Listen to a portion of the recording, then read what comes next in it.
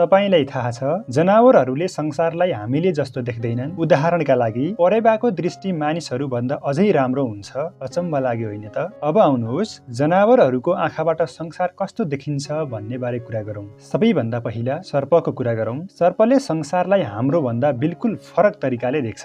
सर्पको नाकको अगाडि विशेष इन्फ्रारेड संवेदनशील रिसेप्टर हुन्छ जसले गर्दा उनीहरूले तातो रगत भएका जनावरहरूको शरीरबाट निस्किने ताप देख्न सक्छन्। अब गाईको कुरा गरौँ। गाईले मानिसहरूले जस्तो सबै रङ देख्न सक्दैनन्। उनीहरूले रातो रङ देख्न सक्दैनन् किनकि उनीहरूको आँखामा त्यसका लागि आवश्यक रिसेप्टर हुँदैन। त्यसैले उनीहरूले मुख्य रूपमा नीलो र हरियोको फरक मात्र देख्छन्। गाईलाई पछाडिबाट अचानक कोही आएको मन पर्दैन किनकि उनीहरूको दृष्टि लगभग चारैतिर हुन्छ तर सिधै पछाडि भने देख्न सक्दैनन्। त्यसैले गाईको पछाडि जानु अघि आवाज दिनु राम्रो हुन्छ। अब आउनुहोस् घोडाको कुरा गरौँ। घोडाको आँखाको बनावटका कारण उनीहरूको अगाडि सानो ब्लाइन्ड स्पट हुन्छ। यसले गर्दा उनीहरूले सिधै अगाडि भएको चिज देख्न सक्दैनन्। रङको कुरा गर्दा घोडाले पनि गाई जस्तै सीमित रङ मात्र देख्छ, मुख्य रूपमा हरियो, पहेँलो र नीलो। अब माछाको कुरा गरौँ। माछाको आँखामा अल्ट्राभायोलेट देख्ने क्षमता हुन्छ र उनीहरूको लेन्स मानिसको भन्दा बढी गोलो हुन्छ।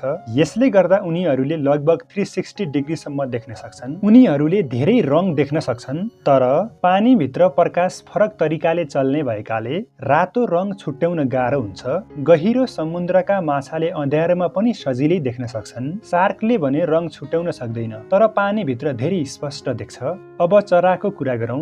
चराले मानिसले नदेख्ने अल्ट्राभायोलेट प्रकाश पनि देख्न सक्छन्। यसले गर्दा उनीहरूलाई आफ्नो जातभित्र भालेर पोथी छुट्याउन र बाटो पहिचान गर्न सजिलो हुन्छ। गरुड र बाजले त 1 माइल टाढाबाट सानो मुसा पनि देख्न सक्छन्। परेबाको दृष्टि त झन् अचम्मको हुन्छ। करिब 340 डिग्रीसम्म देख्न सक्छन् र मानिसभन्दा 2 गुणा राम्रो दृष्टि हुन्छ। अब किराहरूको कुरा गरौँ। झिङ्गाको आँखामा हजारौं साना रिसेप्टर हुन्छन् जसले मिलेर ठूलो दृश्य बनाउँछन्। उनीहरूले संसारलाई स्लो मोसनमा जस्तो देख्छन् र अल्ट्राभायोलेट पनि देख्न सक्छन्। अब मौरीको कुरा गरौँ। मौरीले रातो रङ देख्न सक्दैन। उनीहरूलाई रातो रङ गाढा नीलो जस्तो देखिन्छ। अब मुसाको कुरा गरौँ। मुसाले पनि रातो रङ देख्न सक्दैन। अझ अचम्म के छ भने उनीहरूको दुवै आँखा अलग अलग चल्न सक्छन् जसले गर्दा उनीहरूले एकैचोटि 2 दिशामा देखिरहेका हुन्छन्। अब बिरालोको कुरा गरौँ। बिरालोले रातो र हरियो राम्रोसँग देख्दैनन् तर पहेँलो, नीलो र खैरो देख्न सक्छन्। उनीहरूको साइड भिजन धेरै हुन्छ त्यसैले हामी भन्दा धेरै छेउछाउ देख्न सक्छन्। अँध्यारोमा त बिरालो मानिस भन्दा करिब 3 गुणा राम्रो देख्न सक्छ। उनीहरूको आँखाको पुतली प्रकाश अनुसार तुरुन्तै सानो ठुलो हुन्छ। अब कुकुरको कुरा गरौँ। कुकुरले रातो र सुन्तला देख्न सक्दैन तर नीलो र बैजनी राम्रो देख्छ। उनीहरूले करिब 40 वटा खैरोको फरक छुट्याउन सक्छन्। अब भ्यागुताको कुरा गरौँ। भ्यागुतो चलिरहेको खाना मात्र देख्छ।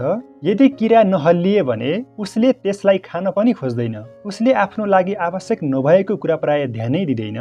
र अन्त्यमा गिरगिटको कुरा गरौँ।